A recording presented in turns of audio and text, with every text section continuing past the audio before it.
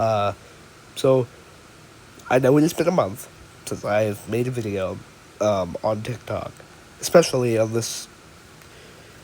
Um, yeah, here it's been 2 months on my YouTube channel since I've posted a video on there. Until I posted a couple like days ago on my YouTube channel, but otherwise, there's something serious I want to talk about. Um, so have you ever been in a toxic relationship? You don't have to be truthful. You don't have to say yes. Just, it's a choice. If you don't want to share it, you don't have to. But, so here we go. Last year, some of my viewers, before my parents actually started following my account, some of my viewers actually saw some of the depressing stuff that I was posting. It was most motivational speeches and how I stopped caring about things and stopped caring about people that I was close to. And that basically transferred over to the beginning of 2025. So in that sense, I had a very toxic relationship that didn't end well. And my parents warned me, I didn't listen. Also, do listen to them, especially if they're trying to give you relationship advice. It works out the best. So, and I'm not making a motivational speech to go talk to your parents because I know exactly how you feel. I would not talk to them either about my relationships. You know, actually, I've kept multiple relationships from them. I have kept a lot. But more to that later. So, it this year was partially a good year for me so far.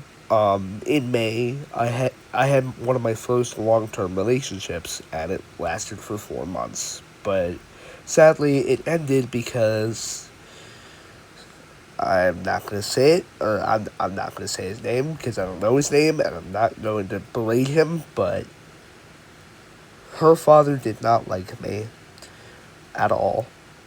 He called me a pedo and accusated that I was a pedophile who was trying to groom his daughter. Meanwhile, keep in mind, I'm 15, she's 16. Don't ask how it works because I would not be able to give you the answer. Even if I did have the answer, trust me, I would not give it to you. Um, Sorry, I'm a little congested and sick right now. But, so yeah, that in turn, my parents knew about this relationship. Also, it was rough. It was bad. I tried keeping the relationship together, but multiple of my friends said it was too late to just keep pushing, and I morally agreed with them. I sometimes I wish I didn't do it, but I guess we both ended happy that I did it. And I sent her a text saying, "Okay, look, things are not going well between us right now. I keep overthinking, like, I'm not supposed to do that, and I keep doing it. But I just told her I kept overthinking about things, like, is this real or is it not? Like, because here's the thing. You start doubting things, especially my parents told me, or my dad said to me, um, my dad said to me, and he said to me that, um, are you sure she's just not saying this to make you want to leave or her want to leave? I said no because we were both crying when I was told the news, but now that I think about it, I don't want to be that guy that's like, "Oh yeah, she wanted this, she wanted that." No, I don't want to be that guy. All I'm saying is now I'm starting to think that. I didn't want to, but it kept invading my mind and it still does. So there you go. But after this whole fiasco, I was still with her, and for a good solid week or two after everything happened. But um, my for those of you who know, something happened on June 9th that really scared my entire family. Everyone, my entire family is following me on this account, so they already know about everything. But my dad got into a bad car accident, and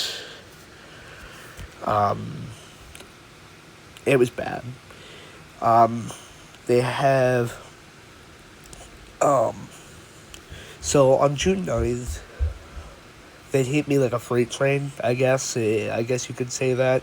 We all tried to remain strong, but I was sitting here playing on my PlayStation, and I got the call from my mom crying, and I knew it wasn't good. She told me to just pack my things and let's move and let's go. And like she told me that, and then she told me what happened with my dad, and so we went there. We drove all the way up to New York. Um, excuse me, my voice is like very like wavering right now. But she told us to pack up our things and go up to see him in New York. It was bad. Um, he he's alive, thankfully, and I don't know what I would do if he wasn't. Um, but we're all happy he's alive now, and this is just what has happened in the past few months. Uh, uh, June is when it all started to go to shit. Honestly, I was doing fine for the first couple of months, but after everything happened with my girlfriend, or with my ex girlfriend, uh, after all that happened, and then my dad getting into a truck accident, that did not help either. We were all scared. Uh, like I started overthinking again what would happen if my brother stayed there and went on a load with him that day. Scared the shit out of me. And that's what scares me now, is I may be 15, but I'm always thinking about my future. I've never stopped. And in doing so,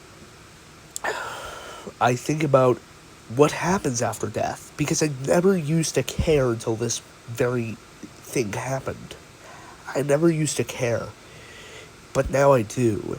So each time I think about it, my brain just goes haywire. Each time, just it happens, and it's sad to believe, but it's true. Each time I think about what would happen after I die, I know exactly what's going to happen. You don't see shit. You die, you die. You don't see anything else. And I'm scared. Morally. But we all die at some point. But that's what happened. So, I got one more minute until this video ends, so let's make this quick. So, basically, back to January of this year, I had a toxic relationship, which did not end well at all. I cut ties with her after she kept begging for me back, and I've had enough. I had enough. And in February, it invaded me there too. It was bad. Was not a good place for me to be, especially in that moment. So I would like to thank everybody that stuck by me, especially this time. I started losing friends back to back. So thanks for everyone who stuck by me, and thank you. And thank you all. So you'll have a great day. This has been Unknown. I'll see you guys later.